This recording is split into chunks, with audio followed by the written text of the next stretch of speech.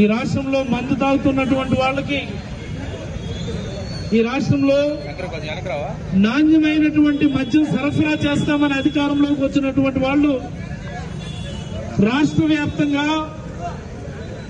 ఒక కుటీర పరిశ్రమ మాదిరి నకిలీ మద్యం తయారు చేసి, నకిలీ లేబుల్ అంటించి, నాణ్యమైనటువంటి మద్యం పేరిట రాష్ట్ర వ్యాప్తంగా అన్ని షాపుల్లో కూడా సరఫరా చేస్తూ ప్రజల ఆరోగ్యాన్ని ఏ మాదిరి గుల చేస్తా ఉన్నారో మనందరం చూస్తా ఉన్నాం. ఒక్కడు గమనించాలా, గతంలో జగన్మోహన్ రెడ్డి గారు ఉన్నప్పుడు ప్రభుత్వాలే షాపులు మెయింటైన్ చేస్తున్నప్పుడు చాలా ఖచ్చితంగా నోటిఫైడ్ డిస్టిలరీస్ నుండి నోటిఫైడ్ బ్రాండ్స్ ను సరఫరా చేస్తూ ప్రజల ఆరోగ్యానికి గ్యారంటీ ఇచ్చినటువంటి సందర్భం. మరి ఈ రోజు ఏది, ఎక్కడుంది ప్రజల ఆరోగ్యానికి భద్రత? ఎక్కడుంది మందు తాగే వాళ్ళకి ఇది నాణ్యమైనదా నకిలీదా అన్నటువంటి భరోసా ఎక్కడుందని నేను అడుగుతా ఉన్నాను నేను. మరి దీని ముఖ్యమంత్రి గారు కానీ ఇతరత్ర నాయకులు కానీ ఎవరు సమాధానం చెప్తారు? ఎన్ని వేల ప్రాణాలు పోయి ఉంటాయి ఈ 16 నెలల్లో ఒకసారి గమనించమని ప్రజలందరినీ కోరుతా ఉన్నాను. వైసీపీ వాళ్లే నకిలీ మద్యాన్ని అలవాటు చేశారట. సిగ్గు లజ్జ ఉందా అలాంటి మాటలు మాట్లాడడానికి? బుర్రా బుద్ధి ఉందా అలాంటి మాటలు మాట్లాడడానికి?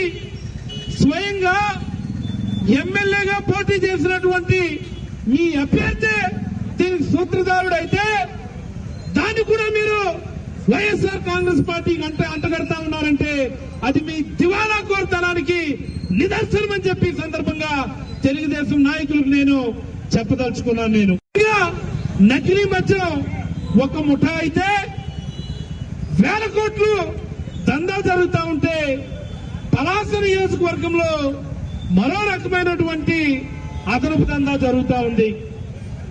అమ్ముతున్నదేమో నకిలీ మద్యమే, దానిపైన కూడా మళ్ళీ అదనంగా లిక్కర్ బాటిల్ కి 10 రూపాయలు అదనంగా వసూలు చేస్తా ఉన్నారు.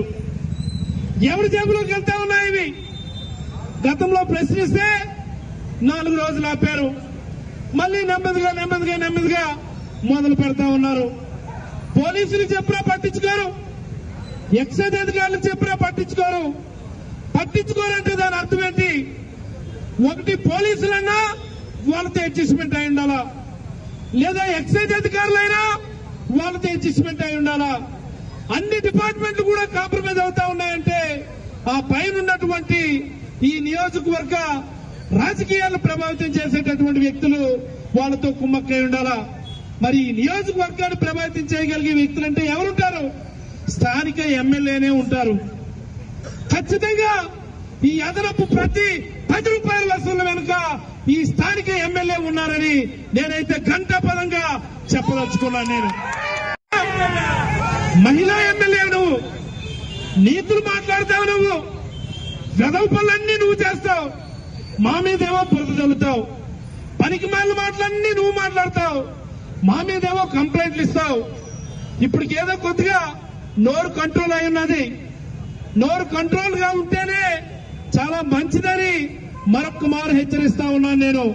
ఈ 10 రూపాయల దందా ఆపలేదంటే మాత్రం ఇదే నీకు ఉరితాడవుతుందని చెప్పి కూడా ఈ సందర్భంగా హెచ్చరించదలుచుకున్నాను నేను.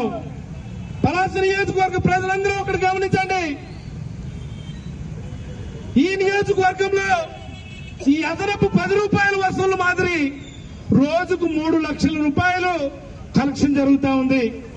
రోజుకి 3 లక్షలు అంటే నెలకెంత?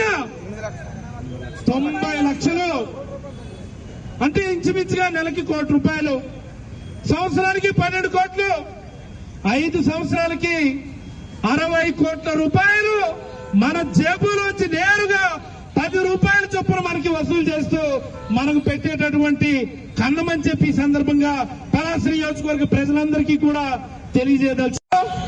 ఇక్కడ ఉన్నాడు మా సిస్టు గోపి, వాళ్ళ స్నేహితులు 10 రూపాయలు అదనంగా వసూలు చేస్తున్నామంటే మాకే చేయమంటారండి? ఈ 10 రూపాయలు కట్టిన మాకేట్ చెందదు, ఇది పై వాళ్ళకి ఇచ్చేయాలి మేము అని చెప్పి ఓపెన్ గా చెప్తా ఉన్నారు. మరి ఎవరా పై వాళ్ళంటే? ఎవరా పై వాళ్ళంటే? దీన్నే గతంలో గౌరవ ఉప ముఖ్యమంత్రి వర్యులు అప్పుడెప్పుడో పలాస నియోజకవర్గానికి ఆయన 19 ఎన్నికల ముందు వచ్చినప్పుడు ఇదే దందానే ఆయన మాట అన్నారు, అల్లుడు ట్యాక్స్ అని చెప్పేసి అన్నారు. మరి అల్లుడు ట్యాక్స్ అనేది ఇప్పటికీ కూడా ఈ నియోజకవర్గంలో కొనసాగుతుందని ప్రతి ఒక్కరూ కూడా గమనించాలని, ఈ అల్లుడు ట్యాక్స్ అరికట్టేంత వరకు ఖచ్చితంగా ఈ ఉద్యమం కొనసాగుతుందని తెలియజేస్తూ మరొక మారు మన నిరసన ఈ ప్రభుత్వానికి తెలియజేయాలని, నకిలీ మద్యాన్ని అరికట్టాలని, అదనపు వసూలు ఆపాలని ప్రభుత్వానికి ఈ జోరు వానలో సైతం పెద్ద ఎత్తున ఇచ్చేసినటువంటి వైఎస్ఆర్ కాంగ్రెస్ పార్టీ కార్యకర్తలు 50 మందికి కూడా పేరు పేరున ధన్యవాదాలు తెలియజేస్తూ ఒక్కసారి నినాదాలు అరికట్టాలి.